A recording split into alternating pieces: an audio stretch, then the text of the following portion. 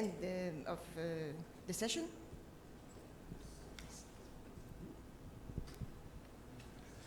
Yes, it's a great pleasure to present the next speaker about PSMA-PET CT imaging pitfalls. Very interesting, and the speaker is YEHIA OMAR from Egypt. Thank you. Thank you for the introduction. Good morning. It's my pleasure to be with you today in the International Congress of Radiology. I'm going to present PSMA-PET CT imaging pitfalls. It will be more case-based oriented. I hope we can have some interaction together. So I will start straight away with a real case scenario. So let's assume that we have a patient referred to our department. He has a newly diagnosed cancer prostate, and now the aim of our study is to know whether the patient has localized cancer prostate or has metastasis to lymph nodes or bones. So this is the main indication of the study now. So now we can see the primary prostate in the red arrow. Now let's assume in the abdomen we have this. We have two rounded active nodules in the para-aortic regions. So what are they? Now we have two options to report that, and two pathways that are completely different than each other. The first one is to report these as normal uptake, so the patient will be candidate for local treatment, whether surgery or radiotherapy, or the other pathway, that these are metastatic abdominal lymph nodes, then the patient will receive systemic treatment and he will miss the opportunity of having a local therapy. So completely different pathways according on how we report our case. This is why identifying pitfalls is crucial to avoid false reporting, which leads to choosing the wrong therapeutic plan. Now let's get back to our case. It was image A.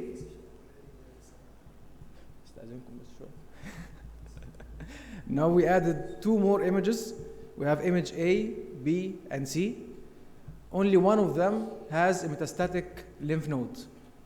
Do you know which one? Exactly. C is the metastatic para-aortic abdominal lymph node. And A and B are called celiac sympathetic ganglia. And this is completely normal uptake. We can see this is the first one. This is the right celiac ganglion, as you can see it here. This is the left-sided celiac ganglion. Again, this is completely normal. Also, we can see cervical ganglia, as the one seen here. And we can see also sacral ganglia. So the teaching points in the first case, that active ganglia can be seen in up to 90% of the patients. They can be seen in cervical region, celiac region, and sacral locations. And it is very, very important not to be confused with metastatic lymph nodes. Now let's move to the second case. So this is an 81 years old male patient with newly diagnosed high-risk prostate cancer. So this is the bone scan. Now we can see increased tracer uptake occupying most of the pelvis, the right femur, as well as left humeral head. So they thought that was metastasis or not, so they performed PSMA-PET CT for this patient. And here is the PSMA-PET. We can see increased uptake in the same regions as in the bone scan.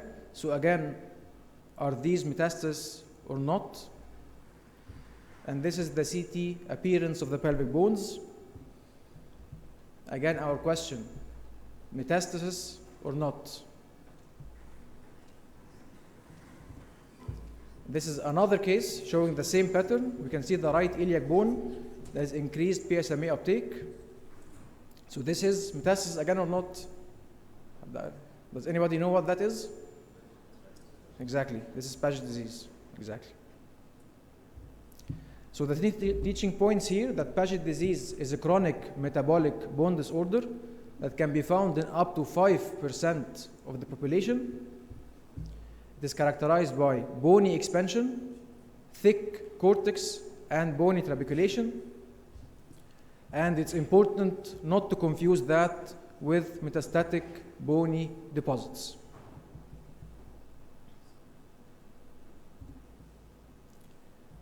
Now let's move to another case. Do you know what that is? Exactly. This is normal parotid glands. This is completely normal in PSMA uptake. Now my question is, what is that?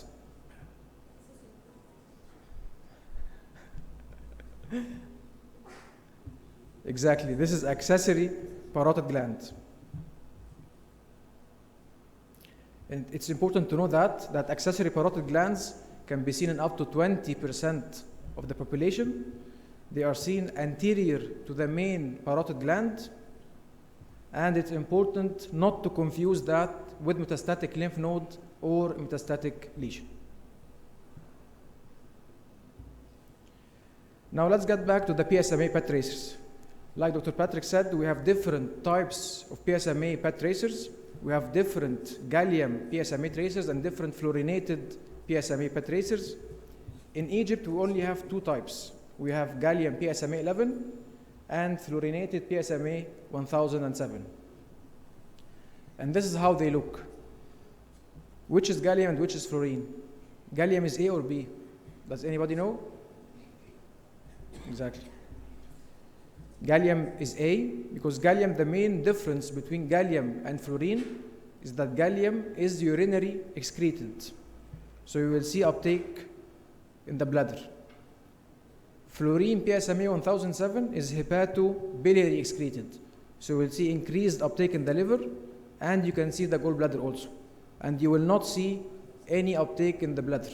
And this is very helpful when we are looking on the post-prostatectomy operative bed. We don't have any urinary uptake, so fluorine PSMA is preferred in this scenario. Now let's move to the disadvantages of fluorine PSMA 1007. So this is another case, post-prostatectomy patient with recent re-elevation of PSA level reaching 0.2 nanogram per ml. So now the patient is referred to us to identify where is the site of recurrence. We can see a very tiny focal lesion in the operative bed, and that it's a local recurrence. We can see it very clearly now. Now the main controversy and the main question, what do we have in the ribs? We can see tiny hot spots in bilateral ribs as seen here. And these are the fused images of the PET. We can see active foci here and here. And in the CT, there is no correlation to support are these metastatic lesions or not. So now my question is, does the patient have local recurrence and metastatic lesions in the ribs, or only local recurrence? Again, very different pathways and big difference. The answer, no, they are not metastasis. And this is a common pitfall, especially when using the fluorine PSMA 1007, and these are called non-specific bony uptake. And these lesions were identified in up to 51% of the patients using fluorinated PSMA 1007, and they are characterized by having focal mild to moderate uptake, usually with SUV max less than 10. And what's important on the CT part, we do not have any morphologic appearance to know whether they are definitely benign or definitely malignant. We don't know. We only see focal spot and we cannot characterize it. And the most common location to see that are in the ribs, as in this figure.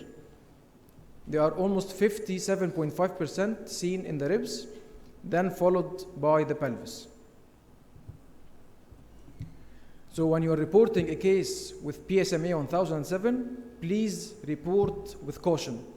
Because if you're going to upstage the patient and call him as a metastatic while he's not metastatic.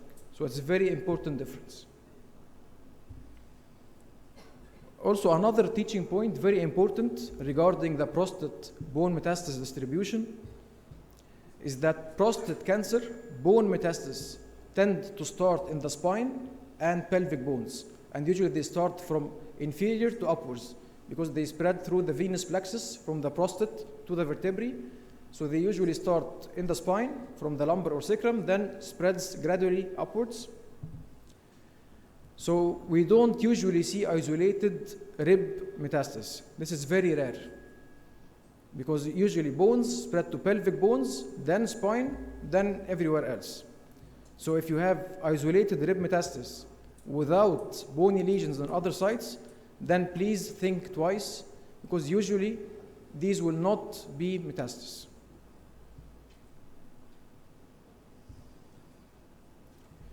Now let's move to another case. So this patient has a single active left occipital brain lesion without other lesions in the body. So the question again, metastasis or not? No other lesions in the body.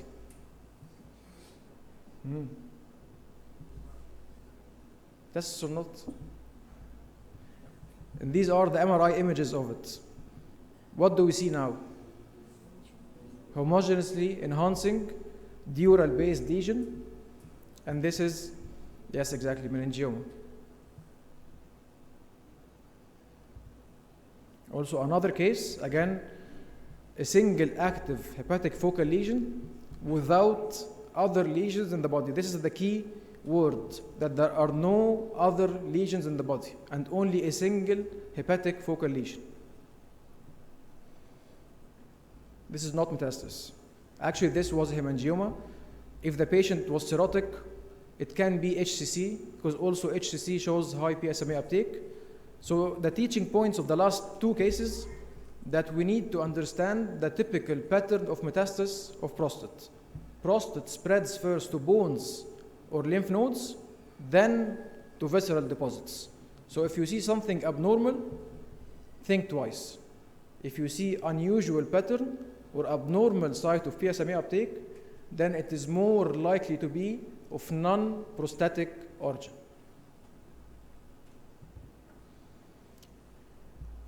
Now let's move to another case. So this patient has widespread metastatic lesions. As you can see, he's totally black. And unfortunately, he has multiple hypodense hepatic focal lesions that are not active on the PSMA-PET scan. So the question now, metastasis or not? Do we believe the CT, where we have hypodense hepatic focal lesions, or do we believe the PET, that they are not active, so they are not metastasis? What do you think? Another case with the same teaching point. Patient has multiple metastatic osseous deposits. However, he has multiple large inactive pulmonary nodules. So how are we going to report these pulmonary nodules? Again, metastasis or not? So the teaching point here is that these are non-PSMA-avid deposits. And usually this happens in the late stage of patients after several lines of treatment. The patient becomes hormone resistant and the cancer cells lose the PSMA receptors. So they do not show uptake on the PSMA-PET. Also, if you're looking into theranostics, this patient will not be eligible for lutetium therapy because now the tumor lost the PSMA receptors, so we cannot target these lesions using lutetium 177 PSMA radioactive therapy. Also from our experience, that almost 5 to 10% of newly diagnosed cancer prostate do not show PSMA expression. Dr. Patrick was saying now it's almost 20% at your site. We think it's around 5 to 10% at our facility. So it's important to know that not all prostate cancer will have PSMA uptake. Now this is my final slide. Again, Dr. Patrick said that multiple times, that size matters. And they discovered that if the tumoral deposit is around 4.5 millimeter, we have a high detection rate. We can detect that in almost 90% of the case. However, if the tumoral deposit is very small, around 2.3 millimeters, then our detection rate decreases significantly, almost to up to 50%. So it's important to know that negative PSMA-PET does not exclude micrometastasis. There will always be very small deposits that the machine cannot detect. And this is because of the physics, as we said, and due to the crystals and detectors. So my final remarks, PSMA-PET CT, I believe, is a game changer with marked impact on patient management. And good knowledge of pitfalls is crucial to avoid wrong therapeutic strategy. And finally, correlation with clinical data is essential to help interpret difficult findings. Thank you very much.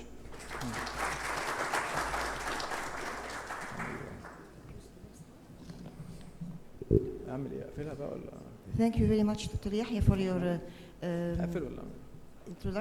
presentation that highlighted the pitfalls that we actually encounter in practice reporting. And now it's my pleasure to introduce major